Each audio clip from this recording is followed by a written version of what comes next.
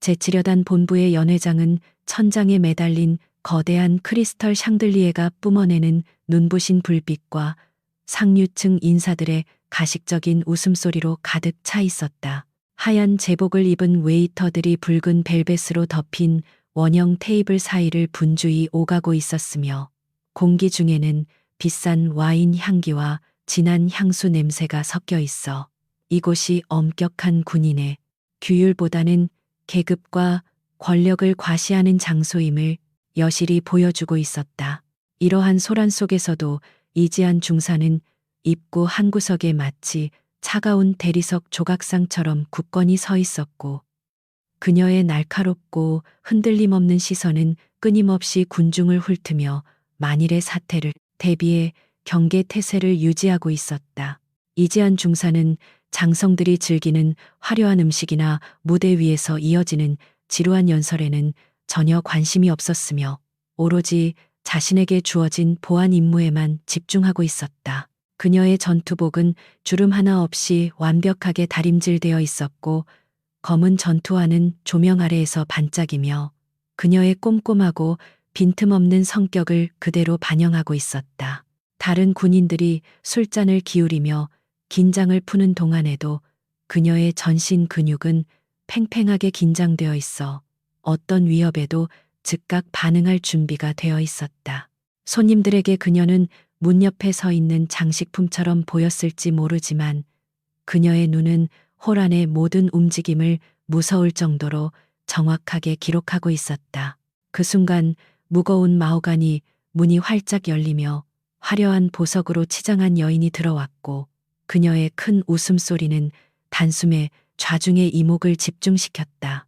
그녀는 바로 박 준장의 아내인 최미란이었으며 평소 오만함과 사치품에 대한 집착으로 악명이 높은 인물이었다. 그녀는 군 행사에는 다소 어울리지 않는 지나치게 화려한 드레스를 입고 있었고 손에는 수천 달러를 호가하는 한정판 핸드백을 무기처럼 거머쥐고 있었다. 그녀의 등장은 즉시 분위기를 바꾸어 놓았고 하급 장교들은 긴장하며 고개를 숙였지만 그녀는 마치 신하들을 사열하는 여왕처럼 거만한 발걸음으로 걸어 들어왔다. 술과 사람들의 관심에 취한 최미라는 안전상의 이유로 출입이 엄격히 통제된 VIP 보안 구역 쪽으로 비틀거리며 발걸음을 옮기기 시작했다. 이 구역은 고위 관리들을 위해 지정된 곳으로 민감한 통신 장비가 설치되어 있어 사전허가 없이는 그 누구도 출입이 금지되어 있는 곳이었다.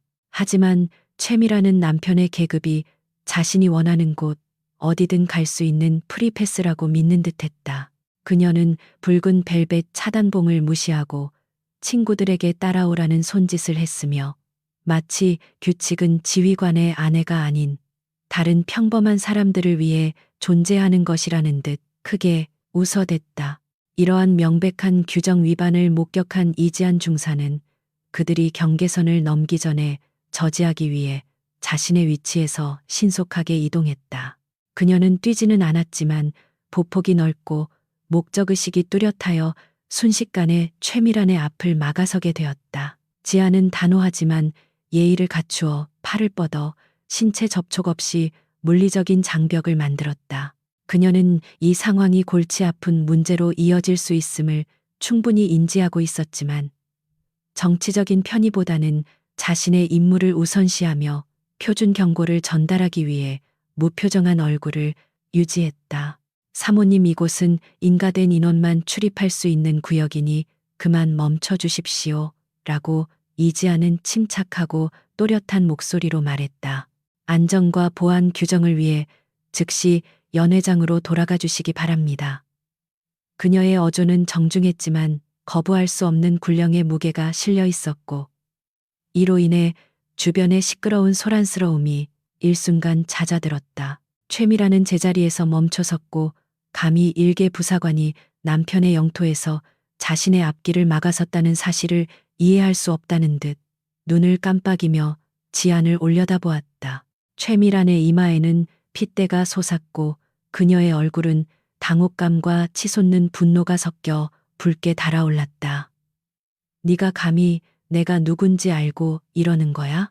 어디서 감히 일개 중사 나부랭이가 내 앞길을 막아. 그녀는 도끼를 품은 목소리로 쏘아붙였다. 근처에 있던 손님들은 긴장감을 감지하고 고개를 돌렸으며 일부 장교들은 장군의 진노를 두려워하며 불안한 표정을 지었다. 하지만 지아는 움찔하거나 팔을 내리지 않고 자세를 유지하며 사모님을 알아뵙습니다만 보안 수칙에 예외를 둘 수는 없습니다. 라고 흔들림 없이 대답했다. 그 거절은 타오르는 불에 기름을 붓는 격이 되어 사교계 친구들 앞에서 최미란의 연약한 자존심을 산산조각 내버렸다. 그녀는 한 발짝 더 다가와 지안의 개인 공간을 침범하며 잘 관리된 손가락으로 중사의 가슴을 찔렀다. 당장 내 앞에서 비키지 않으면 내 군복을 벗겨버리겠어. 그녀가 소리쳤고 그 날카로운 목소리는 조용해진 홀 전체에 메아리 쳤다. 이제는 음악조차 멈췄고 모든 시선이 VIP 구역 가장자리에 서 있는 두 여인에게 고정되었다. 지안이 바위처럼 요지부동이자 최미라는 남아있던 이성을 모두 잃고 팔을 거칠게 휘둘렀다. 감히 네가. 그녀가 비명을 질렀고 명품 핸드백에 무거운 금속 버클이 둔탁한 소리를 내며 지안의 광대뼈를 강타했다. 그 충격은 지안의 고개를 옆으로 젖히게 할 만큼 강력했고 방 안의 모든 사람들이 숨을 삼키는 소리가 들렸다. 지안의 뺨에 난 상처에서 피가 흘러내려 창백한 피부와 극명한 대조를 이루었지만 그녀는 쓰러지지도 고통스러운 신음소리를 내지도 않았다. 모두가 중사의 반응을 기다리는 동안 시간은 멈춘 듯했고 사람들은 눈물이나 아마도 보복 공격을 예상했다. 대신 지아는 천천히 고개를 돌려 얼음보다 차가운 눈빛으로 최미란을 응시했다. 그녀는 장갑 낀 손을 들어 얼굴에 묻은 피를 닦아내고 잠시 붉은 얼룩을 확인했다. 그러고 나서 그녀는 발뒤꿈치를 딱 붙이고 차려 자세를 취하며 감정 없는 목소리로 말했다. 사모님 근무 중인 초병을 폭행하는 것은 군법상 중범죄에 해당합니다. 바로 그때 박 춘장이 인파를 해치고 나타났는데 그의 얼굴은 마신 술과 짜증으로 붉게 상기되어 있었다. 그는 씩씩거리는 아내와 피를 흘리는 중사를 번갈아 쳐다보며 상황을 범죄가 아닌 홍보상의 재앙으로 빠르게 판단했다. 도대체 무슨 일인가? 그는 우려보다는 경멸 섞인 눈빛으로 지안을 바라보며 고함을 쳤다. 이지안 중사자네는 왜 내 파티에서 소란을 피우는 건가? 내 아내를 불쾌하게 했으니 당장 사과해. 지안은 군의 명예를 수호해야 할 장군을 바라보았지만 군복을 입은 부패한 정치인의 모습만을 보았을 뿐이다. 뺨의 통증은 지끈거렸지만 그것은 그녀의 군복에 가해진 모욕에 비하면 아무것도 아니었다. 그녀는 오늘 밤 이곳에서 논리와 규정이 통하지 않을 것임을 깨달았다. 저는 규정에 따라 행동했습니다. 장군님, 그녀는 단호하게 말하며 사과를 거부했다. 홀 안의 침묵은 숨막힐 듯했고 이는 둘 중 하나를 파멸시킬 전쟁의 시작을 알리고 있었다. 주변의 장교들과 그들의 배우자들은 서로의 눈치를 보며 수군거리기 시작했고 그들의 속삭임은 마치 벌떼가 윙윙거리는 소리처럼 들렸다. 그들은 박 춘장의 권력을 두려워했기에 누구도 나서서 피 흘리는 중사를 변호하려 하지 않았고 그저 방관자로 남기를 택했다. 개 중에는 지안의 올곧은 태도에 감명받은 이들도 있었지만 그들조차 자신의 진급과 안위를 걱정하여 입을 굳게 다물었다. 이 차가운 방관 속에서 지안은 철저히 고립되었지만 역설적으로 그 고립이 그녀를 더욱 강인하게 만들고 있었다. 박 춘장은 일개 부사관이 자신의 명령에 불복종하고 공개적으로 대드는 상황을 견딜 수 없어 얼굴이 보라색으로 변해갔다. 그는 지안의 상관인 경비대장을 소리쳐 불렀고 겁에 질린 대위가 허둥지둥 달려와 장군 앞에 섰다. 당장 이 중사를 끌어내고 영창에 쳐넣어 내 아내를 폭행하려 했다는 혐의로 기소해. 박 준장의 거짓된 명령은 너무나도 뻔뻔스러웠지만 그 자리에 있는 누구도 감히 이의를 제기하지 못했다. 최미라는 승리감에 도취되어 비릿한 미소를 지으며 지안을 내려다보았다. 헌병들이 다가와 지안의 양팔을 거칠게 잡았지만 그녀는 저항하지 않고 스스로 걸음을 옮기며 품위를 지켰다. 그녀가 끌려가는 동안 바닥에는 그녀의 뺨에서 떨어진 핏방울이 선명한 자국을 남겼는데 이는 마치 다가올 폭풍을 예고하는 듯했다. 그녀는 마지막으로 연회장을 돌아보며 화려한 조명 아래 감춰진 추악한 진실을 뇌리에 깊이 새겼다. 그 눈빛은 너무나도 강렬해서 박 준장조차 순간적으로 등골이 서늘해지는 것을 느꼈지만 그는 곧 자신의 권력을 맹신하며 이를 무시해버렸다. 한편 VIP룸으로 돌아온 최미라는 여전히 분이 풀리지 않아 샴페인 잔을 바닥에 던져 산산조각을 냈다. 그녀의 친구들은 그녀의 비위를 맞추기 위해 안절부절 못하며 중사의 무례함을 성토했고 미란의 자존심을 세워주기 위해 애썼다. 감히 나를 가르치려 들어? 내가 남편에게 말해서 당장 그 계집애를 군대에서 쫓아내고 길거리에 나앉게 만들 거야. 미라는 씩씩거리며 소파에 주저앉았지만 손은 분노로 인해 덜덜 떨리고 있었다. 그녀에게 있어 세상의 중심은 자신이었고 그 질서를 깨트리는 존재는 용납될 수 없었다. 박준장은 아내를 달래느라 진땀을 빼고 있었지만 머릿속은 복잡한 계산으로 가득 차 있었다. 그는 이번 사건이 외부로 새어나가지 않도록 철저히 입단속을 시켰지만 목격자가 너무 많다는 점이 마음에 걸렸다. 그는 참모장에게 전화를 걸어 내일 아침 일찍 징계위원회를 소집하고 최대한 빨리 사건을 종결지으라고 지시했다. 그에게 있어서 진실은 중요하지 않았으며 오직 자신의 진급 심사에 흠집이 나지 않도록 상황을 통제하는 것만이 유일한 목표였다. 연회장의 소란스러움에서 벗어나 차가운 콘크리트 벽으로 둘러싸인 임시 구금실로 옮겨진 지안은 비로소 긴장을 풀고 깊은 숨을 내쉬었다.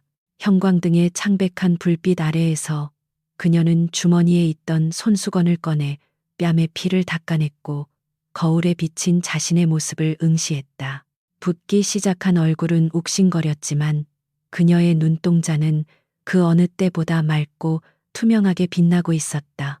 그녀는 자신이 방금 겪은 일이 단순한 폭행 사건이 아니라 오랫동안 썩어 문드러진 군대 내 부조리의 단면임을 직감했다.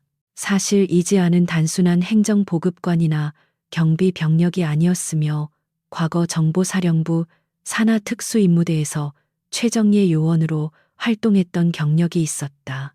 그녀가 야전 부대로 전출을 온 것은 부상 때문이 아니라 모종의 이유로 조용히 지내고 싶었기 때문이었지만 운명은 그녀를 다시 전장의 한복판으로 불러들였다. 그녀는 머릿속으로 방금 전 상황을 되감기하며 최미란의 동작과 박준장의 반응, 그리고 주변의 목격자들을 분석하기 시작했다. 그녀의 두뇌는 고통을 잊고 기계처럼 차갑게 회전하며 반격의 시나리오를 짜고 있었다. 철문이 삐걱거리는 소리와 함께 열리고 지안의 직속상관인 김대위가 들어왔는데 그는 곤혹스럽고 미안한 표정을 감추지 못했다. 그는 지안에게 물 한 잔을 건네며 한숨을 쉬었고 의자에 힘없이 주저앉아 머리를 감싸쥐었다. 이 중사자네가 참깨 상대는 여단장님이야. 그냥 눈 딱 감고 가서 무릎 꿇고 빌면 없던 일로 해주신다고 하네. 김대위의 목소리에는 체념이 묻어 있었고 그는 부하를 보호하지 못하는 자신의 무력함을 부끄러워하고 있었다. 지아는 물잔을 받아들고 대위를 바라보며 정중하지만 단호하게 거절의 뜻을 밝혔다. 대위님, 저는 잘못한 것이 없기에 사과할 이유도 없습니다. 만약 제가 그 상황에서 물러섰다면 그것이야말로 근무 태만이자 군인의 불명예였을 것입니다. 그녀의 말은 틀린 곳이 하나도 없었기에 김대위는 아무런 반박도 하지 못하고 그저 답답한 마음에 가슴을 쳤다. 그는 지안이 고집을 꺾지 않으면 군 생활이 끝장날 것이라고 경고했지만 그녀의 표정은 이미 결단을 내린 사람처럼 평온했다. 김대위가 나가자마자 낯선 양복을 입은 남자가 들어왔는데 그는 군 법무관실 소속이 아닌 박 준장의 개인 해결사 노릇을 하는 참모였다.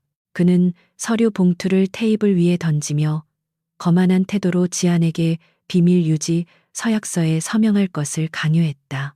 여기에 서명하고 조용히 전역 신청해.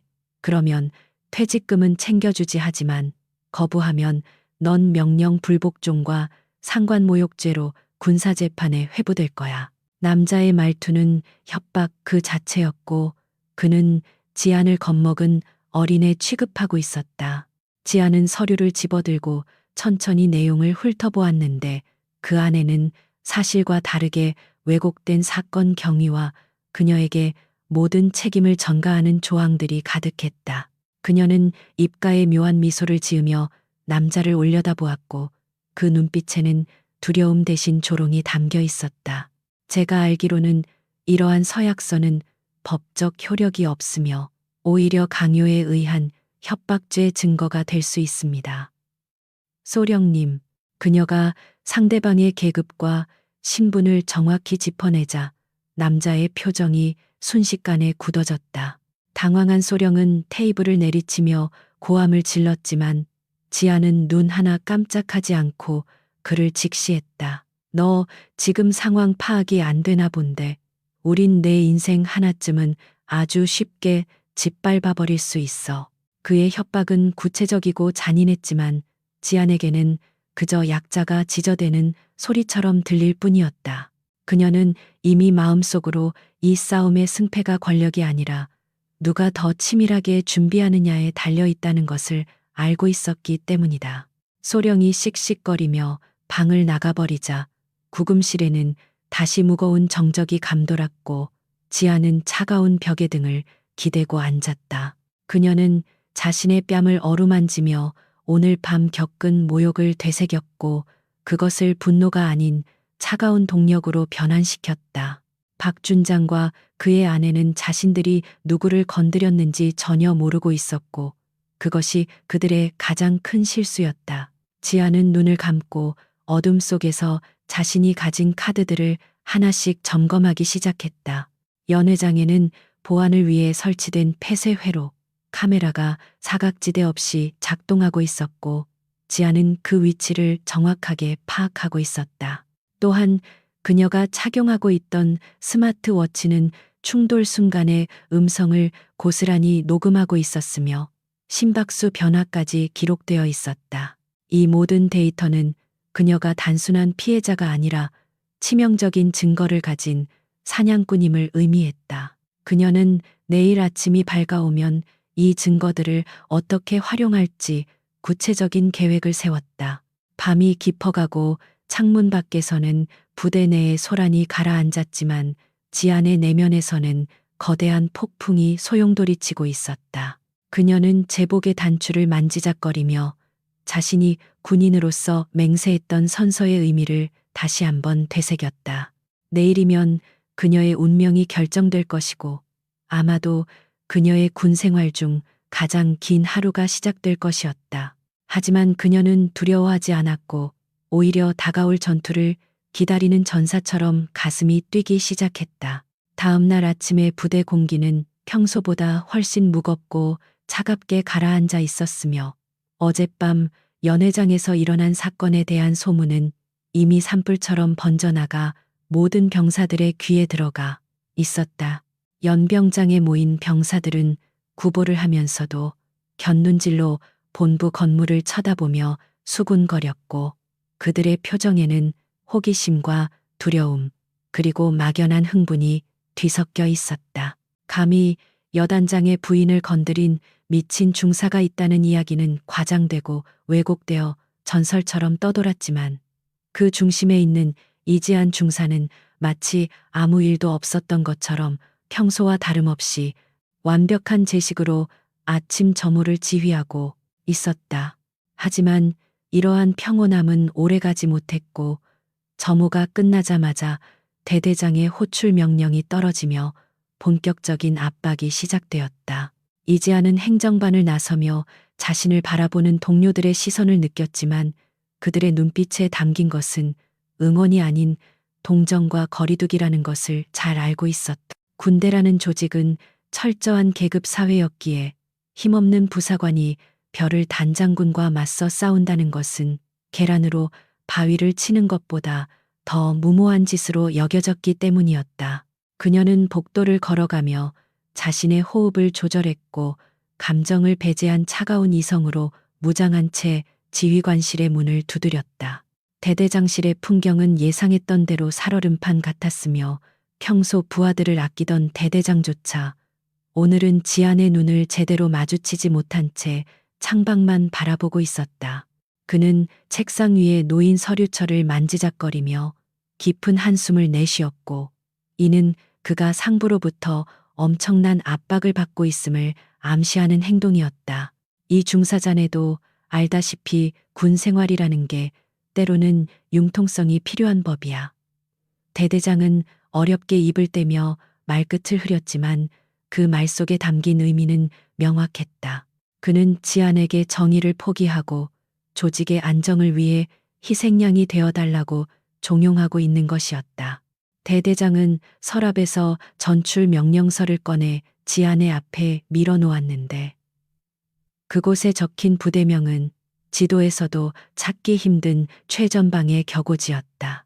이번 일만 조용히 넘어가면 징계위원회는 열리지 않을 거고 자네 기록에도 아무런 흠이 남지 않을 거야.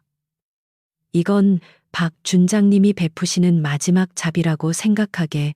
그의 목소리는 설득보다는 애원에 가까웠지만 그 제안의 본질은 사실상 유배나 다름없었고 지안의 입을 막기 위한 비열한 거래에 불과했다. 지안은 서류를 내려다보며 군인의 명예가 이렇게 헐값에 거래되는 현실에 대해 씁쓸함을 느꼈다. 이지아는 명령서를 집어드는 대신 뒷짐을 진 채 꼿꼿이 서서 대대장을 응시했고 그녀의 눈빛은 흔들림 없이 고요했다.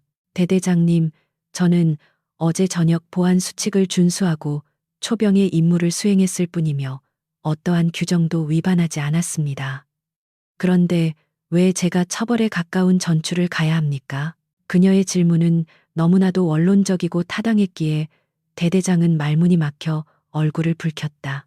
그는 조직의 논리를 내세워 그녀를 억누르려 했지만 지안의 논리는 군법과 원칙에 기반하고 있어 반박할 여지가 전혀 없었다.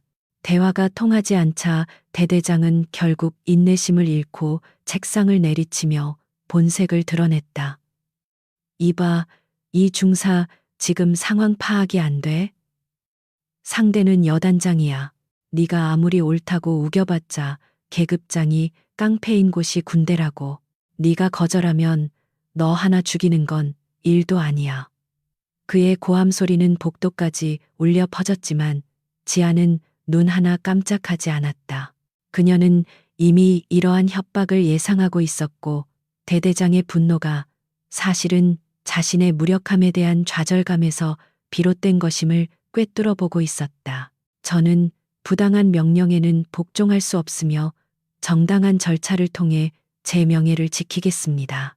지아는 마지막으로 경례를 하고 뒤돌아서서 대대장실을 나갔고 등 뒤에서 들려오는 욕설과 물건이 부서지는 소리를 무시했다. 그녀가 복도를 걸어 나올 때 마주친 장교들은 황급히 시선을 피하거나 길을 비켜주었는데 이는 그녀가 이제 건드려서는 안 되는 시한폭탄 같은 존재가 되었음을 의미했다. 지아는 자신의 숙소로 돌아가며 이제부터는 누구의 도움도 받을 수 없는 고독한 싸움이 시작되었음을 직감했다. 한편 여단 본부의 집무실에서는 박 준장이 갓 내린 커피를 마시며 창밖을 내려다보고 있었지만 그의 표정은 전혀 여유롭지 않았다. 아내인 최미라는 아침부터 전화를 걸어 지안을 당장 내쫓았냐며 닥달해댔고 상부에서는 이번 사건이 언론에 새어나가지 않도록 주의하라는 경고가 내려왔다. 그는 자신의 완벽했던 진급 가도의 흙탕물을 튀긴 그 건방진 중사를 생각하며 이를 갈았고 반드시 본보기를 보여주어 다시는 누구도 자신에게 대들지 못하게 만들겠다고 다짐했다. 박 준장의 호출을 받은 인사과장과 헌병대장이 집무실로 들어왔고 그들은 장군의 심기를 거스르지 않기 위해 잔뜩 긴장해 있었다. 박 준장은 그들에게 이지안의 인사기록 카드를 던지며 차가운 목소리로 명령했다. 털어서 먼지 안 나오는 사람 없어. 과거 행적 근무 태도, 사소한 실수 하나까지 전부 뒤져서 징계 사유를 만들어 그의 지시는 명백한 직권남용이었지만 출세욕에 눈이 먼 부하들은 충성을 맹세하며 즉시 실행에 옮기겠다고 답했다. 그 시각 이재안은 자신의 개인 숙소문을 잠그고 커튼을 쳐 외부의 시선을 차단한 뒤 책상 아래 깊숙한 곳에 숨겨두었던 낡은 노트북을 꺼냈다. 투박해 보이는 외관과 달리 그 기계는 군용 암호화 시스템을 탑재한 고성능 장비였으며 그녀가 정보사령부 특수공작대에서 근무할 당시 사용하던 물건이었다. 사람들은 그녀를 단순히 운동신경이 좋은 부사관 정도로만 알고 있었지만 사실 그녀는 사이버전과 심리전 침투 공작 등 고도의 훈련을 받은 인간 병기였다. 그녀의 손가락은 보이지 않을 정도로 빠르게 키보드 위를 날아다녔고 화면에는 복잡한 코드들이 폭포수처럼 쏟아져 내렸다. 그녀는 여단 본부의 서버에 우회 접속하여 어젯밤 연회장의 CCTV 데이터를 확보하려 하고 있었다. 정식 절차를 밟았다가는 박 준장이 증거를 인멸할 것이 뻔했기에 그녀는 불법임을 감수하고 선제 공격을 감행한 것이었다. 방화벽이 몇 겹으로 앞을 가로막았지만 그녀에게는 어린애 장난 같은 수준이었고 곧 화면에는 액세스 승인이라는 녹색 글자가 떠올랐다. 모니터 화면에 재생된 영상은 흑백이었지만 화질은 고화질로 선명했고 지아는 최미란이 자신에게 다가와 뺨을 때리는 장면을 프레임 단위로 분석했다. 영상에는 최미란의 폭행뿐만 아니라 주변에 있던 장교들이 이를 방관하고 박 준장이 부당한 지시를 내리는 모습까지 고스란히 담겨 있었다. 이 영상은 단순한 폭행의 증거를 넘어 군 수뇌부의 도덕적 해이와 직무유기를 증명할 수 있는 치명적인 무기였다. 지아는 파일의 사본을 만들어 암호화된 클라우드 서버와 외부의 안전한 장소에 분산 저장했다.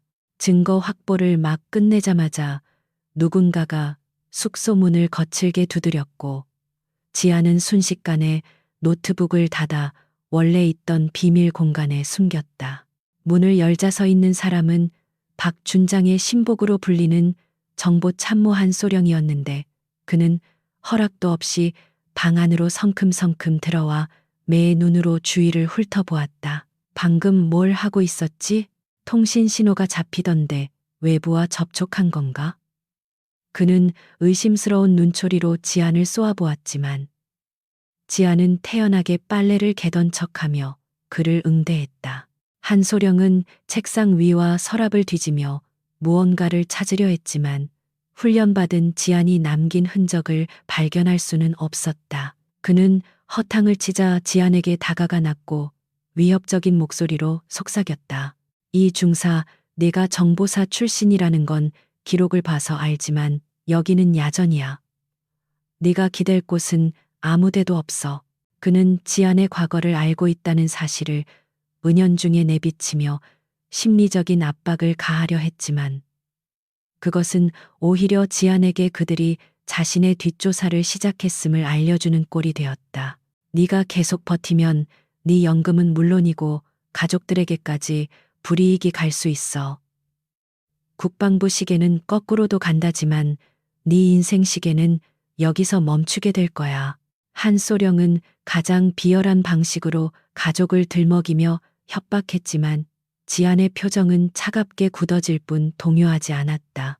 소령님, 지금 하신 말씀은 협박 및 직권남용에 해당하며 제가 녹취하고 있을 수도 있다는 생각은 안 해보셨습니까? 지안의 역공에 한소령의 얼굴이 일그러졌다. 그는 지안이 만만한 상대가 아님을 다시 한번 깨닫고 혀를 차며 한 발 물러섰지만 나가기 직전에 최후 통첩을 날렸다. 오늘 밤 자정까지야. 서약서에 사인해서 내 책상 위에 올려놓지 않으면 내일 아침 넌 군사법정에 서게 될 거다. 죄목은 상관 폭행 미수와 항명죄가 될 거고 문이 쾅 닫히고 다시 정적이 찾아왔지만 방 안의 공기는 이전보다 훨씬 더 팽팽하게 긴장되어 있었다. 지아는 창가로 다가가 붉게 물들어가는 저녁 노을을 바라보며 깊은 생각에 잠겼다. 적들은 이미 법과 규정을 무시하고 전면전을 선포해왔으며 이제 그녀에게 남은 시간은 몇 시간밖에 없었다. 그녀는 자신이 가진 증거만으로는 부족하다는 것을 알고 있었는데 박준장 같은 권력자는 단순한 폭행 영상 하나쯤은 조작이나 외압으로 무마시킬 수 있는 힘이 있었기 때문이었다. 그를 확실하게 무너뜨리기 위해서는 그의 권력의 기반이 되는 더 깊고 어두운 비밀을 파헤쳐야만 했다. 그녀는 침대 밑바닥을 뜯어내고 그 속에 숨겨져 있던 낡은 피처폰 하나를 꺼냈는데 그것은 군 추적이 불가능한 대포폰이었다. 전원을 켜자 액정에 희미한 불빛이 들어왔고 그녀는 머릿속에 외우고 있던 단 하나의 번호를 눌렀다. 신호음이 몇 번 울리기도 전에 상대방이 전화를 받았고 익숙하지만 변조된 목소리가 흘러나왔다. 오랜만이다 고스트. 네가 이 번호로 연락할 줄은 몰랐는데. 상대방은 과거 그녀와 함께 생사를 넘나들었던 옛 동료이자 현재는 국방부 감사실 내부에서 암약하고 있는 조력자였다. 도움이 필요해 사냥감이 너무 커서 혼자서는 벅차. 지아는 짧고 간결하게 상황을 설명했고 상대방은 잠시 침묵하더니 흥미롭다는 듯 웃음을 터뜨렸다. 박준장이라. 그 양반 뒤가 구리다는 소문은 파다했지 안 그래도 꼬리를 잡으려던 참이었는데 네가 미끼가 되어준다면야 우리도 환영이지. 전화기 너머의 목소리는 지안에게 천군만마와 같은 힘을 실어주었고 그들은 늦은 밤 은밀한 접선 장소를 약속하고 통화를 종료했다.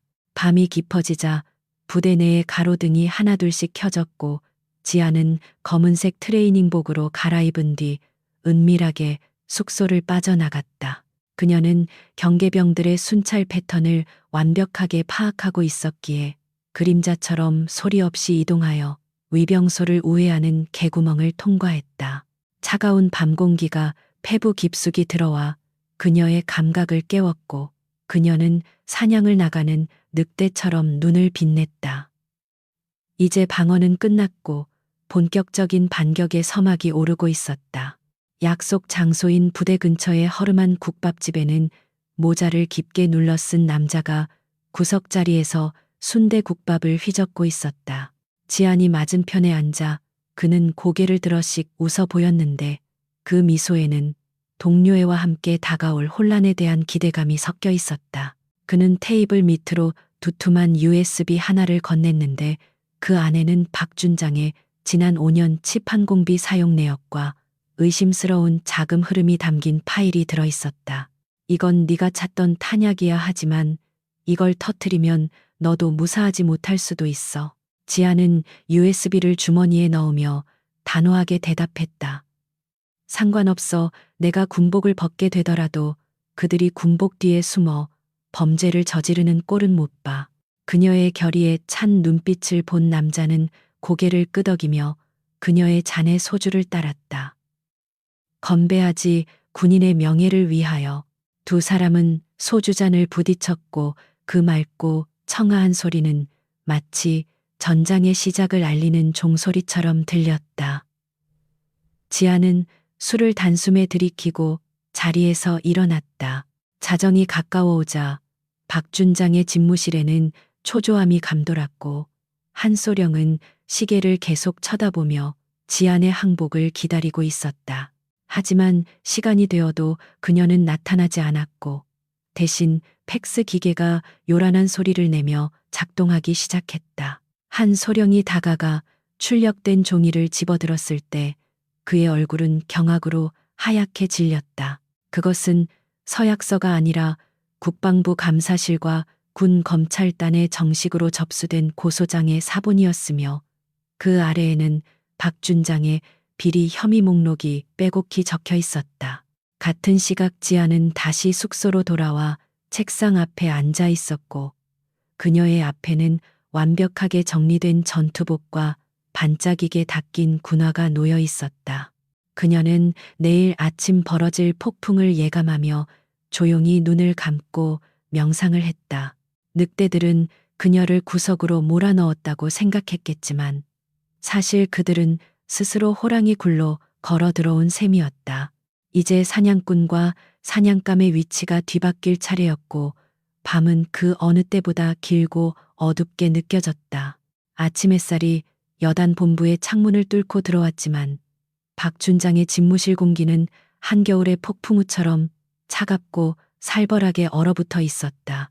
책상 위에는 이지한 중사가 보낸 고소장의 사본이 구겨진 채 놓여 있었고 박준장은 붉게 충혈된 눈으로 그것을 노려보며 거친 숨을 몰아쉬고 있었다.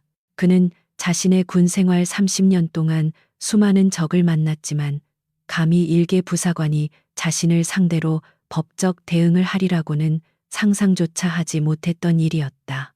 그의 손은 분노로 인해 미세하게 떨리고 있었고 혈관에는 아들의 난린이 솟구쳐 이성을 마비시키고 있었다. 그 순간 집무실 문이 거칠게 열리며 최미란이 폭풍처럼 밀려들어왔는데 그녀의 얼굴은 화장으로도 감출 수 없는 광기로 일그러져 있었다. 그녀는 남편의 책상 위에 있는 명패를 집어던지며 비명을 질렀고 그 소리는 방음 벽을 뚫고 복도까지 울려 퍼질 정도였다. 당신 지금 제정신이야? 그 계집애가 나를 고소했다고? 내 변호사가 전화해서 난리가 났단 말이야. 그녀는 이 상황이 자신의 명예를 더럽혔다는 사실보다 감히 아랫사람이 반격을 했다는 사실에 더 큰 모욕감을 느끼고 있었다. 박준장은 날뛰는 아내를 진정시키기 위해 자리에서 일어났지만 최미라는 그의 가슴을 주먹으로 치며 악을 썼다. 당장 그 건방진 년을 잡아다가 내 앞에 무릎 꿇려. 안 그러면 내가 아버지한테 전화해서 당신 옷 벗게 만들 거야. 그녀의 협박은 단순한 엄포가 아니었으며 실제로 그녀의 집안은 정계와 재계에 막강한 영향력을 행사하고 있었다. 박준장은 입술을 깨물며 굴욕감을 삼켰고 아내의 요구를 들어주지 않으면 자신의 경력이 끝장날 것임을 직감했다. 그는 인터폰을 눌러 헌병대장과 감찰 참모를 즉시 호출했고 그들이 들어오자마자 이성을 잃은 목소리로 고함을 쳤다. 지금 당장 이지한 중사를 털어 없는 죄라도 만들어서 엮어 넣으란 말이야. 오늘 해가 지기 전까지 그 여자가 스스로 군복을 벗게 만들지 않으면 너희들이 대신 옷을 벗게 될 줄 알아. 그것은 명백한 불법 짓이었지만 서슬퍼런 장군의 기세에 눌린 참모들은 감히 토를 달지 못하고 큰 소리로 복창하며 밖으로 뛰쳐나갔다. 명령은 개통을 타고 내려가며 더욱 구체적이고 잔인한 괴롭힘으로 변질되었고 곧 이지안이 소속된 중대는 비상사태에 돌입했다. 중대장은 지안을 행정반으로 불러 세워놓고 이유 없는 질책을 퍼부었으며 그녀의 전투복 상태부터 머리 모양까지 트집을 잡으며 모욕을 주었다. 하지만 지안은 그 모든 부당한 대우를 받으면서도 눈 하나 깜짝하지 않고 부동자세로 서 있었으며 그녀의 침묵은 오히려 중대장을 더욱 안달나게 만들었다. 그녀는 이미 그들이 이성을 잃고 무리수를 두고 있다는 것을 간파하고 있었다. 오후가 되자 감찰부 요원들이 들이닥쳐 예고 없는 불시 검열이라는 명목으로 지안의 개인 관물대와 숙소를 샅샅이 뒤지기 시작했다. 그들은 지안의 속옷과 개인 용품들을 바닥에 팽개치며 모멸감을 주려 했고 침대 매트리스까지 칼로 찢어 밝히며 무언가를 찾는 신용을 했다. 동료 병사들은 복도에서 이 광경을 지켜보며 공포에 질려 있었지만 누구도 감히 나서서 말리지 못했다. 지아는 난장판이 된 자신의 방을 바라보며 주먹을 꽉 쥐었지만 끝내 감정을 드러내지 않았다. 수색을 하던 상사가 지안의 서랍 깊숙한 곳에서 출처를 알 수 없는 USB 하나를 꺼내들며 비릿한 미소를 지었다. 이건 뭐지? 군사 기밀 유출이 의심되는 물건이 나왔군. 그것은 너무나도 뻔한 조작이었고 그들이 미리 준비해온 가짜 증거임이 명백했다. 지아는 그들이 그토록 저열한 방법을 쓸 것이라고 예상은 했지만 막상 눈앞에서 벌어지는 총극을 보니 군 조직에 대한 마지막 기대조차 사라져버렸다. 그녀는 차분하게 증거물의 취득 절차와 봉인 과정이 규정에 어긋남을 지적했다. 상사님, 증거물 확보 시에는 피의자의 입회하에 봉인해야 하며 지문 감식을 요청합니다. 지안의 날카로운 지적에 상사는 잠시 당황했지만 곧 뻔뻔하게 그녀의 말을 무시하고 증거물 봉투에 USB를 집어넣었다. 시끄러워. 감히 범죄자 주제에 어디서 훈계질이야. 그는 지안을 밀치며 밖으로 끌고 나갔고 복도에 있던 병사들은 홍해처럼 갈라지며 길을 비켰다. 지안은 마치 중죄인처럼 양팔을 붙들린 채 끌려갔지만 그녀의 고개는 여전히 꼿꼿했다. 취조실로 다시 끌려온 지안은 강도 높은 조사를 받기 시작했는데 이번에는 지난번과는 차원이 다른 압박이 가해졌다. 조사관들은 잠을 재우지 않고 같은 질문을 수십 번 반복하며 그녀의 정신을 피폐하게 만들려 했고 물 한 모금 주지 않은 채 몇 시간이고 세워두었다. 네가 훔친 기밀 자료를 누구한테 넘겼어? 박 준장님을 음해하려는 배우가 누구야? 그들의 질문은 이미 결론을 정해놓고 끼워 맞추기식이었으며 진실을 밝히려는 의지는 전혀 없었다. 지아는 탈수 증세로 현기증이 일었지만 특수부대 시절 받았던 고문 저항 훈련을 떠올리며 정신을 다잡았다.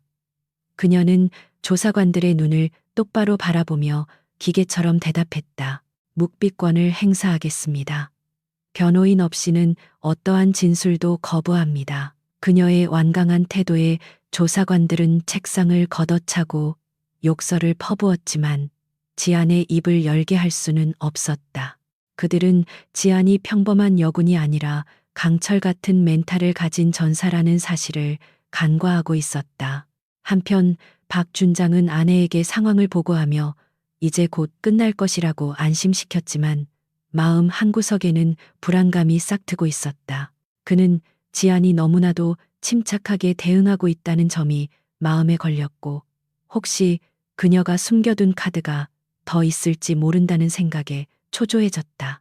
그는 법무참모를 불러 징계위원회를 내일 오전으로 앞당기라고 지시하며 절차상의 하자를 무시하고서라도 속전속결로 처리할 것을 주문했다. 어떻게든 그녀를 군대에서 쫓아내고 입을 막아야만 했다. 저녁 식사 시간이 되었지만 지안에게는 밥 대신 징계위원회 출석 통지서가 날아왔고 거기에는 품위 유지 위반과 군사보안법 위반이라는 죄목이 적혀 있었다. 식당에 들어선 지아는 식판을 들고 빈자리를 찾아 앉았지만 주변의 병사들은 마치 전염병 환자를 피하듯 슬금슬금 자리를 옮겼다. 텅 빈 식탁에 홀로 앉은 지아는 차가운 국을 떠먹으며 주위의 따가운 시선을 온몸으로 받아냈다. 이 고독은 그녀를 무너뜨리는 것이 아니라 오히려 그녀의 투지를 더욱 날카롭게 벼리고 있었다. 그 시각 최미라는 승리감에 도취되어 백화점에서 쇼핑을 즐기고 있었는데 그녀는 친구들에게 전화를 걸어 자신의 무용담을 떠벌리고 있었다. 감히 나한테 대들면 어떻게 되는지 본보기를 보여줬지. 내일이면 그녀는 군복 벗고 감옥에 가게 될 거야. 그녀는 자신이 저지른 일이 얼마나 심각한 범죄인지 전혀 인지하지 못한 채 권력의 달콤함에 취해 있었고 남편의 지위가 영원할 것이라고 착각하고 있었다. 그녀의 오만함은 하늘을 찌를 듯했고 그것이 곧 자신들의 목을 조르는 밧줄이 될 줄은 꿈에도 몰랐다. 밤이 깊어지자 취조실의 불빛만이 유일하게 깨어 있었고 지아는 잠시 화장실을 가겠다는 핑계로 감시가 소홀한 틈을 타 쪽지 하나를 휴지통 밑에 붙였다. 그것은 청소부로 위장한 정보사 동료에게 보내는 신호였으며 그들이 파놓은 함정에 제 발로 걸어 들어갔음을 알리는 메시지였다. 박 준장 측이 조작한 증거와 강압 수사 기록은 오히려 그들의 범죄를 입증하는 결정적인 단서가 될 것이었다. 지아는 거울 속의 자신을 보며 짧게 미소 지었다. 박 준장의 집무실에서는 징계위원회 위원들이 미리 소집되어 모의 재판을 벌이고 있었는데 그들은 이미 지안을 파면하고 불명예 전역시키기로 합의를 본 상태였다. 박 준장은 그들에게 두툼한 봉투를 하나씩 건네며 입단속을 시켰고 위원들은 비굴한 웃음을 지으며 충성을 맹세했다. 내일 징계위는 요식 행위에 불과해 자네들이 알아서 잘 처리해주게. 박 준장은 시가를 피우며 연기를 내뿜었고 그 매캐한 연기는 방 안 가득한 부패의 냄새와 섞여들었다. 다시 유치장에 갇힌 지아는 차가운 바닥에 누워 천장을 바라보며 내일 있을 전투를 시뮬레이션했다. 그녀는 박 준장이 제시할 가짜 증거들을 하나하나 논파하고 그들의 허점을 찌를 타이밍을 계산했다. 그녀의 머릿속에는 군법 조항들과 판례들이 파노라마처럼 스쳐 지나갔고 그녀는 자신이 이길 수밖에 없는 싸움을 하고 있다고 확신했다. 다만 그 과정에서 자신이 겪어야 할 수모와 고통은 감내해야 할 몫이었다. 새벽 2시가 넘어서야 한 소령이 다시 찾아와 지안에게 마지막 회유를 시도했는데 그의 표정은 이전보다 훨씬 지쳐 보였다. 이 중사 지금이라도 늦지 않았어. 그냥 잘못했다고 빌어. 그러면 형사 고발은 취하해 줄게. 그는 지안의 끈질김에 질려버린 듯했고 사태가 걷잡을 수 없이 커지는 것에 대해 두려움을 느끼고 있었다. 하지만 지안은 감은 눈을 뜨지도 않은 채 나직하게 대답했다. 법정에서 뵙겠습니다. 소령님, 더 이상 할 말 없습니다. 한 소령은 고개를 절레절레 흔들며 나갔고 철문이 닫히는 소리가 무겁게 내려앉았다. 지아는 품속에서 낡은 사진 한 장을 꺼내 보았는데 그것은 임관식 때 부모님과 함께 찍은 사진이었다. 그녀는 사진 속의 자신에게 부끄럽지 않은 군인이 되겠다고 다짐하며 사진을 다시 가슴에 품었다. 내일은 그녀의 군 생활 중 가장 길고 힘든 하루가 될 것이지만 그녀는 결코 물러서지 않을 것이다. 밖에는 비가 내리기 시작했고 빗소리는 유치장의 작은 창문을 때리며 지안에 잠들지 못하는 밤을 위로했다. 빗물은 세상의 더러운 것들을 씻겨 내려가게 하겠지만 인간의 탐욕과 오만은 쉽게 씻겨지지 않을 것이었다. 지안은 빗소리를 들으며 마음을 차분하게 가라앉혔고 폭풍 전야의 고요함을 즐겼다. 내일 아침 그들이 보게 될 것은 겁먹은 피해자가 아니라 모든 준비를 마친 심판자의 모습일 것이다. 밤새 내리던 빗줄기가 멈추고 젖은 땅에서 올라오는 차가운 습기가 부대의 아침 공기를 가득 채우고 있었다. 유치장의 좁은 창문으로 들어오는 희미한 빛을 받으며 이지한 중사는 천천히 눈을 떴고 그녀의 눈빛은 밤새 벼려진 칼날처럼 서늘하게 빛나고 있었다. 그녀는 흐트러진 군복 매무새를 가다듬고 전투화 끈을 단단히 조여맸는데 이는 단순한 의복 정리가 아니라 전장에 나가는 장수의 의식과도 같았다. 오늘은 그녀가 피고인석에 서는 날이 아니라 그녀를 올가매려는 거대한 거짓의 그물을 찢어밟기는 날이 될 것이었다. 같은 시각 서울 근교의 간판 없는 허름한 빌딩 지하에서는 수십 대의 모니터가 내뿜는 푸른 빛 속에서 일단의 무리들이 바쁘게 움직이고 있었다. 이들은 이지안이 과거 몸담았던 정보사 특수공작팀의 옛 동료들로 일명 유령팀이라 불리는 비공식 조직이었다.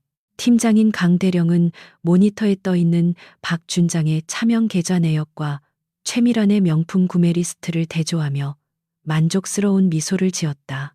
지안이 넘겨준 USB는 단순한 비리 장부가 아니라 국방비리의 몸통을 겨누는 정밀 유도미사일의 좌표나 다름없었다.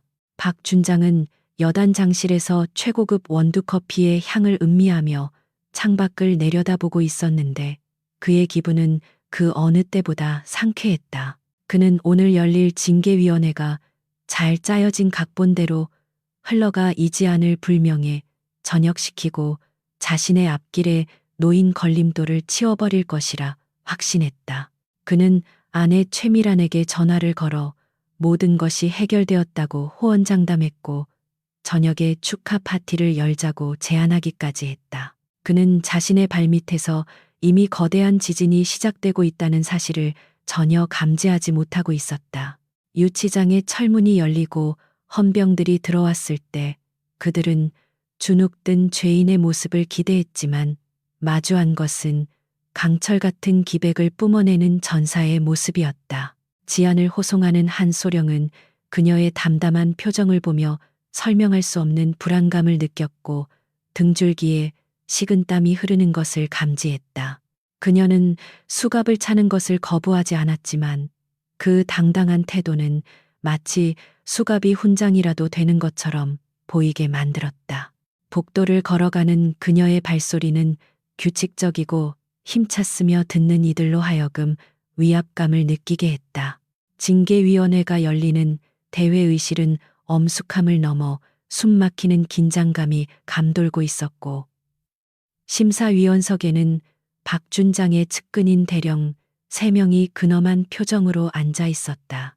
그들은 이미 지안의 파면을 결정해 놓은 상태였으며 오늘의 절차는 단지 그 결정을 합법화하기 위한 요식행위에 불과했다.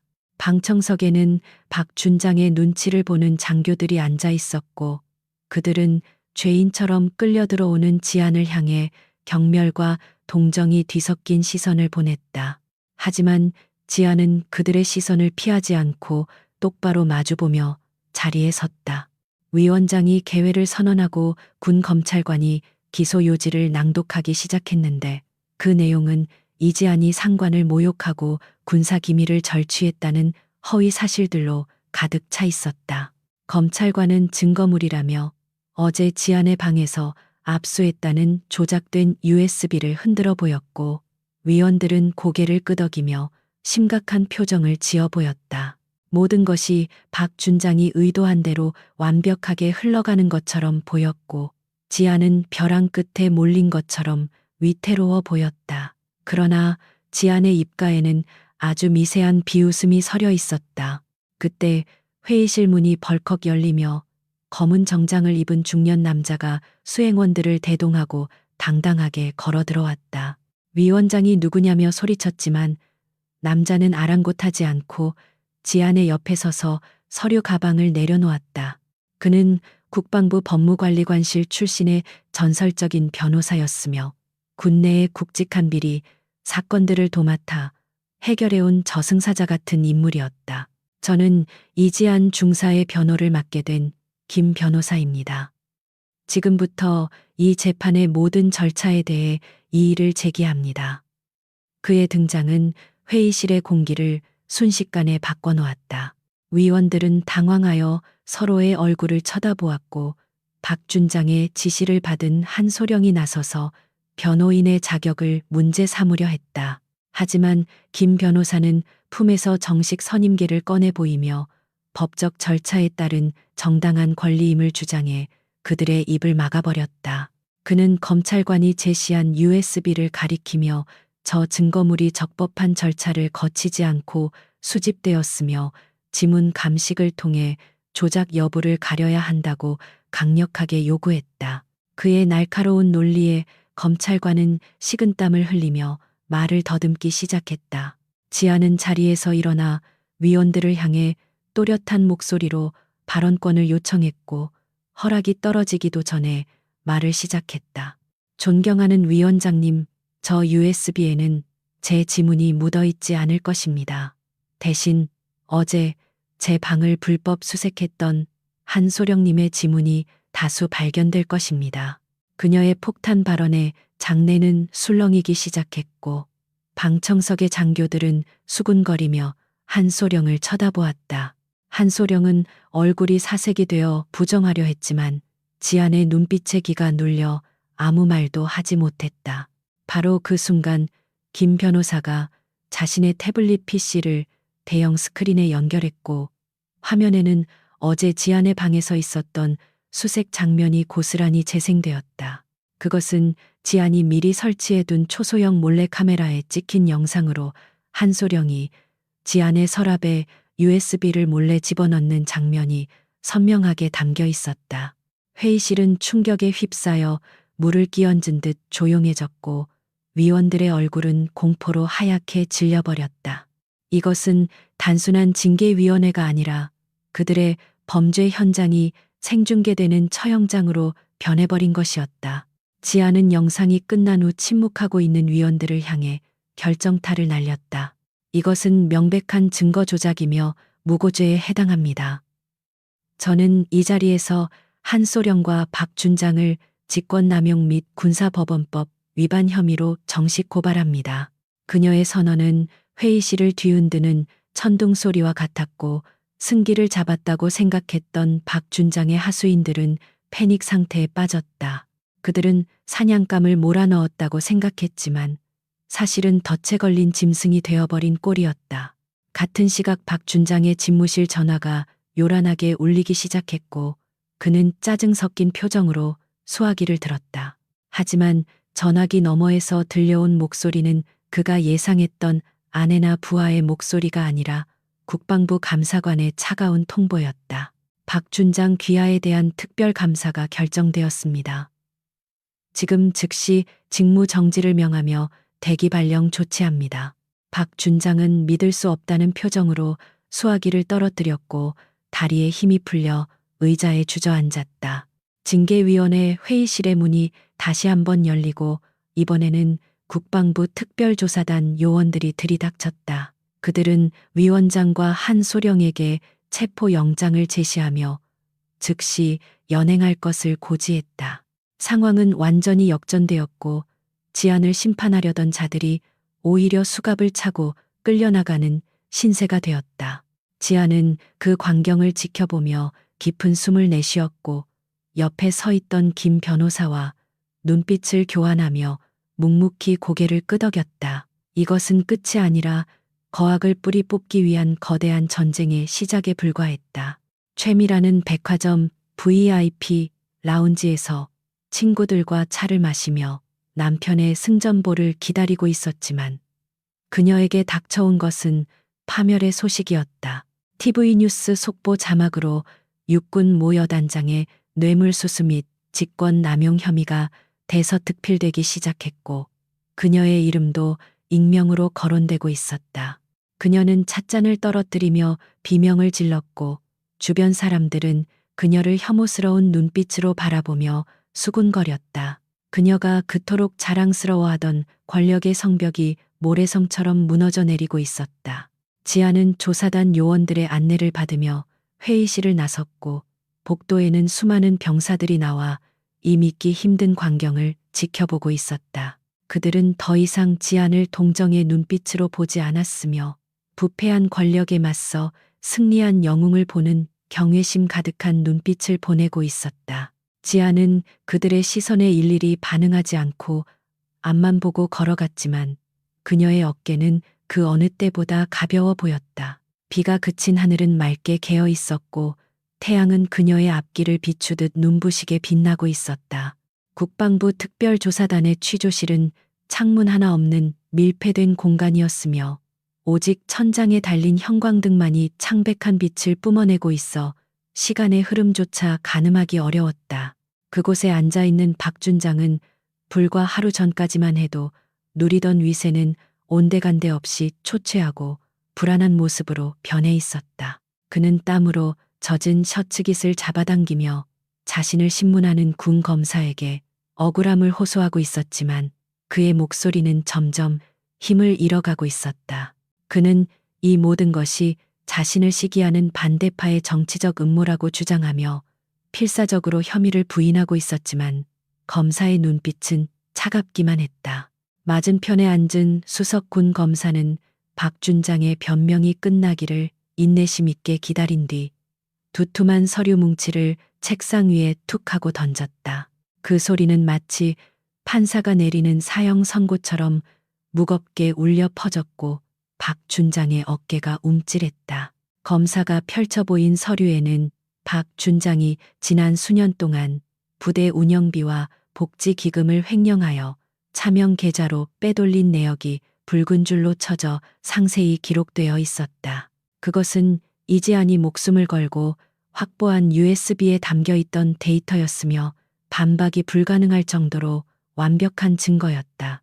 박준장은 자신의 비밀 장부가 눈앞에 펼쳐지자 할 말을 잃고 입을 떡 벌렸는데 그의 동공은 지진이 난 것처럼 심하게 흔들리고 있었다. 검사는 냉소적인 어조로 장군님께서 병사들의 식단 개선을 위해 쓰여야 할 예산을 사모님의 명품 쇼핑 자금으로 사용하신 내역이 여기 고스란히 남아 있습니다. 라고 지적했다. 박준장은 얼굴이 붉어졌다. 하얘지기를 반복하며 식은땀을 줄줄 흘렸고 이제 더 이상 빠져나갈 구멍이 없음을 직감했다. 그의 명예는 바닥에 떨어졌고 남은 것은 법의 엄중한 심판뿐이었다. 그 시각 옆방의 조사실에서는 최미란이 조사를 받고 있었는데 그녀는 여전히 사태의 심각성을 깨닫지 못하고 조사관들에게 고래고래 소리를 지르고 있었다. 그녀는 자신이 장군의 아내이며 명문가의 딸이라는 사실을 강조하며 당장 변호사를 부르라고 난동을 부렸다. 그녀에게 이곳은 단지 재수가 없어 잠시 머무르는 곳일 뿐이었고 곧 남편이 힘을 써서 자신을 데리러 올 것이라는 헛된 믿음을 가지고 있었다. 그녀의 오만함은 그녀의 눈과 귀를 막아버렸고 다가오는 파멸의 그림자를 보지 못하게 만들었다. 조사관들의 호출을 받은 이지안이 참고인 자격으로 조사실에 들어서자 최미란의 눈이 뒤집힐 듯 커졌다. 그녀는 자리에서 벌떡 일어나 지안에게 달려들려 했지만 대기하고 있던 여군 헌병들에게 제지당해 다시 의자에 거칠게 앉혀졌다. 네가 감히 여기가 어디라고 기어와? 너 때문에 우리 남편이 어떤 곤경에 처했는지 알아? 최미란은 악을 쓰며 저주를 퍼부었지만 지아는 흔들림 없는 눈빛으로 그녀를 응시하며 침착하게 자리에 앉았다. 지안의 단정한 군복 차림은 최미란의 흐트러진 명품 드레스와 극명한 대조를 이루었다. 지아는 옆에 놓인 증거물 상자를 가리켰고 검사가 장갑을 낀 손으로 그 안에서 문제의 명품 핸드백을 꺼내 테이블 위에 올려놓았다. 그것은 최미란이 지안의 얼굴을 가격할 때 사용했던 바로 그 가방이었으며 핏자국은 지워졌지만 버클에는 여전히 미세한 극힘이 남아 있었다. 검사는 가방과 함께 압수된 영수증 사본을 최미란의 눈앞에 들이밀었다. 이 가방을 구매한 신용카드는 부대 복지, 기금 결제용 법인카드였습니다. 사모님, 이것은 단순 폭행을 넘어선 업무상 횡령의 증거물입니다. 최미란은 자신의 자랑거리였던 가방이 자신을 옥죄는 족쇄가 되어 돌아오자 믿을 수 없다는 표정으로 고개를 저었다. 그녀는 남편이 준 카드였기에 자신은 아무것도 몰랐다며 발을 빼려 했지만 검사는 차갑게 그녀의 주장을 일축했다. 이미 공범 관계가 입증되었으며 사모님께서 직접 남편에게 자금 세탁을 요구한 통화 녹취록까지 확보했습니다. 지안이 스마트워치로 녹음했던 그날 밤의 대화가 결정적인 단서가 되어 수사팀이 통신 기록을 뒤지게 만든 결과였다. 그때 유리병 너머에서 이 상황을 지켜보고 있던 박준장이 조사실로 들어왔는데 그는 수갑을 찬 채 헌병들에게 이끌려오고 있었다. 최미라는 남편을 보자마자 구세주를 만난 듯 여보, 저 사람들이 나한테 무슨 짓을 하는지 봐요. 라고 울부짖었다. 하지만 박준장의 반응은 그녀의 예상과는 정반대였는데 그는 증오에 찬 눈빛으로 아내를 노려보며 소리를 질렀다. 다 당신 때문이야. 당신의 그 채워지지 않는 욕심 때문에 내 인생이 박살났다고. 박준장은 자신의 형량을 줄이기 위해 모든 책임을 아내에게 전가하기 시작했고 두 사람 사이에 추악한 진흙탕 싸움이 벌어졌다. 최미라는 배신감에 몸을 떨며 남편의 과거 비리들을 폭로하기 시작했고 서로가 서로의 목을 조르는 꼴이 되었다. 당신이 진급하려고 뇌물 바칠 때 내가 친정에서 가져온 돈이 얼마인지 알아? 이제 와서 나한테 뒤집어 씌워? 조사실은 순식간에 아수라장이 되었고 검사와 조사관들은 이 모든 과정을 묵묵히 기록으로 남겼다. 이지아는 그들의 추한 몰락을 지켜보며 깊은 혐오감과 함께 묘한 연민을 느꼈다. 겉으로는 화려하고 완벽해 보였던 부부였지만 그 실체는 탐욕과 이기심으로 뭉친 모래성에 불과했던 것이다. 그녀는 자리에서 일어나며 그들에게 마지막 한마디를 남겼다. 두 분이 휘두른 것은 권력이 아니라 훔친 칼날이었습니다.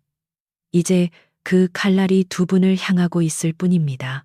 그녀의 목소리는 낮았지만 방 안의 소란을 잠재울 만큼 강력한 울림이 있었다. 조사가 마무리되고 박준장과 최미란에게는 구속영장이 청구되었으며 그들은 더 이상 장군과 사모님이 아닌 수의를 입은 미결수 신세가 되었다. 그들이 끌려나가는 모습을 뒤로하고 지아는 조사실을 나섰는데 복도 끝 창문으로 붉은 노을이 지고 있었다. 그녀는 주머니 속의 계급장을 만지작거리며 자신이 지켜낸 군복의 무게를 다시금 실감했다. 정의는 승리했지만 그 과정에서 보게 된 인간의 바닥은 그녀의 가슴 한구석에 씁쓸한 흉터를 남겼다. 뉴스에서는 박준장의 구속 소식이 속보로 전해지고 있었고 군 당국은 전면적인 재발 방지 대책을 발표하며 여론을 진정시키려 애쓰고 있었다. 하지만 국민들의 분노는 쉽게 가라앉지 않았고 이 사건의 진실을 밝혀낸 내부 고발자인 이지안 중사에 대한 관심이 뜨겁게 달아오르고 있었다. 그녀는 영웅이 되기를 원치 않았지만 세상은 그녀를 시대의 아이콘으로 만들고 있었다. 이제 그녀에게는 법정에서의 마지막 증언과 군인으로서의 새로운 시작만이 남아 있었다. 박준장의 구속영장이 발부된 날 아침 제7여단 본부의 진입로에는 헌병대의 호송 차량과 국방부 특별수사단의 검은 세단들이 줄지어 들어오며 비장한 분위기를 연출하고 있었다. 평소라면 장군의 출근길을 위해 통제되었을 그 길은 이제 그를 단죄하기 위한 집행관들의 행렬로 채워졌고 이를 지켜보는 위병소의 병사들은 긴장감 속에서도 묘한 해방감을 느끼고 있었다. 부대 내의 공기는 폭풍이 지나간 직후처럼 고요했지만 그 밑바닥에는 썩은 뿌리가 뽑혀 나간다는 기대감과 흥분이 용암처럼 들끓고 있었다. 모든 병사들이 하던 일을 멈추고 창밖을 내다보며 곧 벌어질 역사적인 순간을 숨죽여 기다렸다. 여단장 집무실의 문이 거칠게 열리고 특별수사단장이 영장을 손에 든 채 들어섰을 때 박준장은 이미 자신의 운명을 예감한 듯 창백한 얼굴로 의자에 앉아 있었다.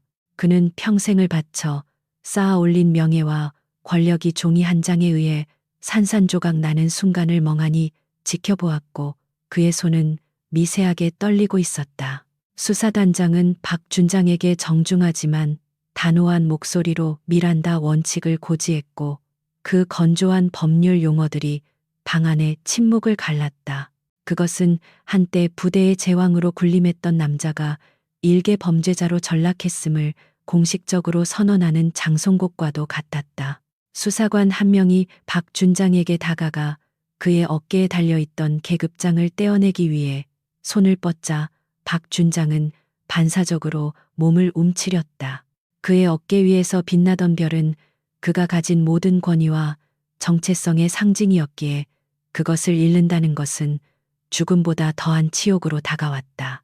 하지만 수사관은 망설임 없이 벨크로로 부착된 계급장을 뜯어냈고 찌익 하는 거친 소리가 적막한 집무실에 크게 울려 퍼졌다. 그 소리는 마치 박준장의 자존심이 찢겨 나가는 비명처럼 들렸고 그는 고개를 떨구며 깊은 탄식을 내뱉었다. 양손에 차가운 금속 수갑이 채워지자 박준장은 비틀거리는 걸음으로 집무실을 나섰고 복도에는 이미 수많은 참모들과 장병들이 도열해 그 광경을 지켜보고 있었다. 평소라면 그를 향해 우렁차게 경례 구호를 외쳤을 부하들이었지만 지금은 그 누구도 손을 올리지 않은 채 차가운 눈빛으로 그를 응시할 뿐이었다. 그들의 침묵은 그 어떤 비난보다 무겁게 박준장의 어깨를 짓눌렀고 그는 쥐구멍이라도 찾고 싶은 심정으로 고개를 푹 숙인 채 빠르게 걸음을 옮겼다. 한때 그가 호령했던 복도는 이제 그에게 가장 길고 고통스러운 가시밭길이 되어 있었다. 본청 건물 밖으로 나오자 대기하고 있던 기자들의 카메라 플래시가 소나기처럼 터지며 박준장의 초라한 모습을 낱낱이 기록했다. 군 검찰은 이례적으로 언론의 취재를 허용했는데 이는 군내 부패 척결에 대한 강력한 의지를 보여주기 위한 조치이자 일종의 본보기였다. 박준장은 쏟아지는 질문 공세에 아무런 대답도 하지 못한 채 호송차에 밀려 들어갔고 차창 밖으로 보이는 익숙한 부대의 풍경이 멀어지는 것을 보며 눈시울을 붉혔다. 그것은 그가 다시는 돌아오지 못할 영광의 시절에 대한 마지막 작별 인사였다. 같은 시각 서울 구치소의 독방에 수감된 최미라는 벽을 보고 앉아 넋이 나간 사람처럼 중얼거리고 있었는데 그녀의 헝클어진 머리와 화장기 없는 얼굴은 며칠 전의 화려함과는 딴판이었다. 그녀는 교도관이 가져다 준 낡은 플라스틱 식기를 내려다보며 자신이 처한 현실을 부정하려 했었지만 차가운 시멘트 바닥에 냉기는 그녀를 현실로 끌어당겼다. 그녀는 자신이 누리던 모든 사치가 남편의 비리 위에 세워진 사상누각이었음을 뒤늦게 깨달았지만 후회하기에는 이미 너무 늦어버린 뒤였다. 최미란의 변호사가 접견실에서 전해준 소식은 그녀를 더욱 절망의 나락으로 떨어뜨렸는데 검찰이 범죄 수익 환수를 위해 그녀 명의의 모든 재산을 동결하고 압류 절차에 들어갔다는 것이었다. 그녀가 그토록 아끼던 명품 가방들과 보석들 그리고 강남의 고급 아파트까지 모두 굴고로 환수될 예정이라는 말에 그녀는 비명을 지르며 오열했다. 그녀에게 있어 재산은 목숨과도 같은 것이었기에 빈털터리가 된다는 것은 사회적 사형 선고나 다름없었다. 그녀의 탐욕이 낳은 결과는 너무나도 가혹하고 철저했다. 수사 과정에서 최미란이 이지안을 가격했던 그 명품 가방이 경매에 붙여질 것이라는 소식이 전해지자 대중들은 그것을 정의의 심판대라고 부르며 조롱했다. 아이러니하게도 그녀가 자신의 권력을 과시하기 위해 휘둘렀던 그 무기가 결국은 남편의 군복을 벗기고 집안을 풍비박산내는 결정적인 도구가 된 셈이었다. 사람들은 인터넷 커뮤니티에서 그 가방의 사진을 공유하며 별을 떨어뜨린 가방이라는 별명을 붙여주었고 이는 권력의 허무함을 상징하는 밈이 되어 퍼져나갔다. 박준장의 구속과 함께 부대 내에서는 대대적인 숙청 작업이 시작되었는데 이른바 박준장 라인으로 분류되던 부패한 장교들이 줄줄이 소환되었다. 그 중에서도 이지안을 괴롭히는데 앞장섰던 한소령은 가장 먼저 체포되어 끌려갔는데 그는 동료들에게 살려달라고 애원했지만 아무도 그를 거들떠보지 않았다. 그들은 자신들의 안위를 챙기기에 바빴고 어제의 동지가 오늘의 적이 되는 비정한 생존 게임이 벌어지고 있었다. 부대는 잠시 혼란스러웠지만 그것은 새살이 돋기 위한 아픈 과정이었다. 새로운 여단장이 부임하기 전까지 직무 대행을 맡은 참모장은 부대원들을 연병장에 집합시켜 놓고 강도 높은 자정결의 대회를 열었다. 그는 떨리는 목소리로 지난날의 과오를 반성하고 다시는 이런 부끄러운 일이 발생하지 않도록 하겠다고 다짐하며 병사들 앞에 머리를 숙였다. 병사들은 처음으로 지휘관의 진심 어린 사과를 들으며 가슴 한구석이 뜨거워지는 것을 느꼈고 무너졌던 군기강이 다시 바로 세워지는 희망을 보았다. 그 중심에는 묵묵히 자신의 자리를 지키고 있는 이지한 중사가 있었다. 이지한은 이 모든 소란 속에서도 평정심을 잃지 않고 자신의 업무인 경계 근무표를 작성하고 보안 시설을 점검하는 일상으로 돌아왔다. 그녀는 자신이 이룬 성과에 도취되거나 영웅 대접을 받으려 하지 않았으며 그저 군인으로서 해야 할 일을 했다는 태도를 견지했다. 동료 병사들은 그녀에게 다가와 조심스럽게 감사의 인사를 건넸고 그녀는 쑥스러운 듯 옅은 미소로 화답할 뿐이었다. 그녀의 겸손함은 병사들에게 더욱 큰 존경심을 불러일으켰고 그녀는 살아있는 전설이 되어가고 있었다. 군사 법원의 재판은 신속하게 진행되었고 박준장과 최미란의 범죄 혐의는 너무나도 명백하여 변호인들조차 변론을 포기할 지경이었다. 증인석에 선 이지아는 감정을 배제한 채 사실만을 진술했고 그녀의 증언 하나하나는 판결문의 쐐기를 박는 결정적인 역할을 했다. 피고인석에 앉은 박준장은 고개를 들지 못했고 최미라는 계속해서 흐느끼며 선처를 호소했지만 재판장의 표정은 엄격하기만 했다. 법정 안의 방청객들은 숨을 죽이며 정의가 실현되는 순간을 목격하고 있었다. 재판장은 판결문을 낭독하며 군 고위 장교의 비리는 국가 안보를 위협하는 중대한 범죄임을 강조하고 박준장에게 징역 15년과 거액의 추징금을 선고했다. 또한 최미란에게도 특수폭행 및 횡령 공모 혐의를 인정하여 징역 5년의 실형을 선고하고 법정 구속했다. 판결이 내려지자 방청석에서는 박수가 터져나왔고 유가족들과 피해 장병들은 서로를 끌어안으며 눈물을 흘렸다. 그것은 오랫동안 억눌려왔던 울분이 해소되는 카타르시스의 순간이었다.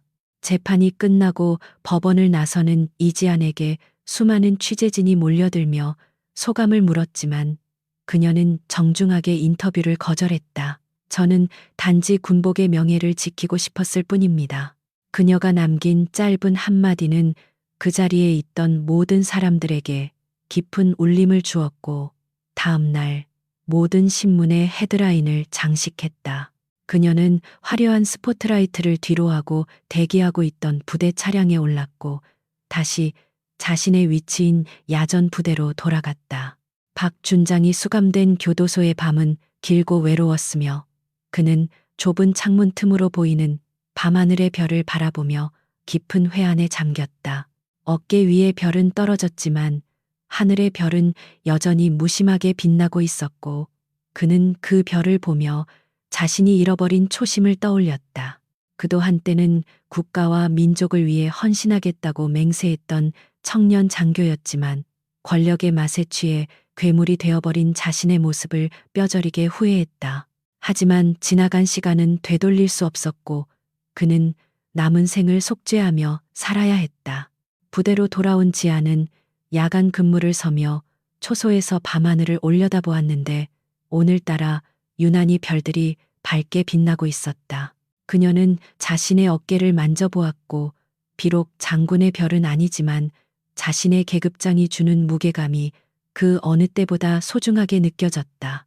그녀가 지켜낸 것은 단순히 자신의 자존심이 아니라 대한민국 국군의 자존심이었고 이 땅의 수많은 청춘들이 입고 있는 군복의 가치였다. 밤바람이 그녀의 뺨을 스치고 지나갔지만 이제 더 이상 춥게 느껴지지 않았다. 며칠 후 국방부는 이지안 중사에게 참군 인상을 수여하고 그녀의 공로를 치하하기로 결정했다는 공문을 보내왔다. 하지만 지아는 상을 받는 것보다 자신으로 인해 피해를 입었던 동료들의 명예가 회복되었다는 사실에 더 큰 기쁨을 느꼈다. 부대 게시판에는 박준장 시절 부당하게 징계를 받았던 병사들의 사면 공고가 붙었고 병영 식당의 메뉴는 눈에 띄게 개선되었다. 작은 변화들이 모여 부대는 다시 활기를 되찾기 시작했고 병사들의 웃음소리가 연병장에 울려 퍼졌다. 박준장의 집무실은 주인을 잃고 텅 비어 있었지만 곧 새롭고 청렴한 지휘관이 그 자리를 채울 것이라는 기대감이 감돌고 있었다. 청소 용역업체 직원들이 들어와 박준장의 흔적을 지우고 낡은 가구들을 밖으로 드러내며 묵은 때를 벗겨내고 있었다. 그 과정에서 발견된 박준장의 낡은 수첩 하나가 쓰레기통에 버려졌는데 거기에는 국가와 국민을 위하여라는 빛바랜 문구가 적혀 있었다. 그것은 타락한 권력자의 쓸쓸한 퇴장을 상징하는 마지막 유품이었다. 이제 모든 폭풍이 지나가고 부대에는 평화가 찾아왔지만 이지아는 긴장의 끈을 놓지 않고 있었다. 그녀는 알고 있었다. 악은 언제나 다른 얼굴을 하고 다시 찾아올 수 있으며 그것을 막아내는 것이 군인의 영원한 숙명이라는 것을. 그녀는 총을 고쳐매고 전방을 주시하며 다가올 내일을 준비했다. 그녀의 눈빛은 여전히 날카로웠지만 그 안에는 전보다 더 깊어진 성숙함과 여유가 깃들어 있었다. 계절이 바뀌어 부대의 연병장 주변에 심어진 벚나무들이 꽃망울을 터뜨리기 시작했고 혹독했던 겨울의 추위는 따스한 봄바람에 밀려 자취를 감추었다. 박준장이 떠난 자리는 빠르게 수습되었고 새로 부임한 여단장은 원칙과 소통을 중요시하는 덕장으로 알려진 인물이었다. 부대의 분위기는 눈에 띄게 밝아졌으며 병사들은 더 이상 불합리한 작업이나 사적인 심부름에 동원되지 않고 오직 훈련과 본연의 임무에만 집중할 수 있게 되었다. 이지한 중사가 쏘아 올린 작은 공이 부대 전체를 정화하는 거대한 파도가 되어 낡은 관습들을 쓸어버린 결과였다. 어느 날 오후 국방부 인사사령부에서 파견된 고위 장교들이 여단 본부를 방문했는데 그들의 목적은 감사가 아닌 이지한 중사와의 면담이었다. 그들은 지안에게 파격적인 제안을 가져왔는데 그것은 그녀를 준사관으로 특별 진급시키고 국방부 대변인실이나 홍보부서로 전출시켜 군의 새로운 얼굴로 내세우겠다는 계획이었다. 군 당국은 지안의 영웅적인 이미지를 활용하여 추락한 군의 위상을 회복하고 국민들의 신뢰를 되찾으려는 정치적인 계산을 하고 있었다. 그것은 누구나 탐낼 만한 명예이자 편안한 미래가 보장된 꽃길이었다. 하지만 지안은 그 제안을 듣는 내내 무표정한 얼굴로 앉아 있었으며 그녀의 눈빛은 흔들림 없이 차분했다. 인사처장은 그녀에게 화려한 미래와 혜택들을 열거하며 설득하려 했었지만 지안에게 그것은 군인으로서의 본질을 버리고 정치적인 광대가 되라는 말처럼 들릴 뿐이었다. 그녀가 원한 것은 스타가 되는 것이 아니라 그저 부끄럽지 않은 군인이 되는 것이었기에 그들의 제안은 오히려 그녀의 신념을 시험하는 또 다른 유혹에 불과했다. 그녀는 테이블 아래로 주먹을 꽉 쥐며 자신의 마음을 다잡았다. 제안이 끝나자 지안은 자리에서 일어나 정중하게 경례를 한 뒤 단호한 목소리로 거절의 의사를 밝혔다. 처장님, 저를 높게 평가해 주신 것은 감사하지만 저는 아직 야전에서 배워야 할 것이 많은 부족한 부사관입니다. 그녀의 거절은 너무나도 명확하고 단호해서 인사처장은 당황한 표정을 감추지 못하고 말문이 막혔다. 그녀는 화려한 조명 아래에 서는 것보다 흙먼지 날리는 연병장에서 병사들과 함께 땀 흘리는 것이 자신에게 더 어울리는 옷임을 알고 있었다. 저는 영웅이 아니며 단지 제가 맡은 구역을 지키는 경계병일 뿐입니다. 제가 있어야 할 곳은 홍보 포스터 속이 아니라 바로 여기 이 철책선 앞입니다. 지안의 말에는 가식 없는 진심이 담겨 있었고 그 울림은 방 안에 있던 고위 장교들의 가슴을 뜨끔하게 만들었다. 그들은 그동안 지안을 통제하기 힘든 골칫덩이거나 이용 가치가 있는 장기말 정도로 생각했지만 사실 그녀야말로 그들이 잊고 지냈던 군인 정신의 표상이었다. 인사처장은 씁쓸한 미소를 지으며 고개를 끄덕일 수밖에 없었다. 면담이 끝나고 본청 건물을 나서는 지안을 기다리고 있었던 것은 그녀의 소대원들이었는데 그들은 걱정스러운 눈빛으로 그녀를 바라보고 있었다. 혹시라도 그녀가 떠날까봐 불안해하던 병사들은 지안이 다시 전투모를 고쳐 쓰고 웃어 보이자 안도의 한숨을 내쉬며 환호성을 질렀다. 지안은 그들에게 다가가 가볍게 어깨를 두드려주며 훈련 준비나 하러 가자고 덤덤하게 말했다. 그 평범한 일상의 대화가 병사들에게는 그 어떤 명연설보다 든든하게 느껴졌고 그들은 지안을 중심으로 더욱 단단하게 뭉쳤다. 새로 부임한 여단장은 지안을 따로 호출하여 차 한 잔을 권하며 그녀의 결정을 존중한다고 말해주었다. 그는 박준장과는 달리 권위의식에 젖어 있지 않았으며 지안을 일개 부사관이 아닌 함께 부대를 이끌어가는 동반자로 대우해 주었다. 자네 같은 부사관이 내 부대에 있다는 것이 자랑스럽네. 앞으로도 초심을 잃지 말고 후배들에게 좋은 본보기가 되어주게.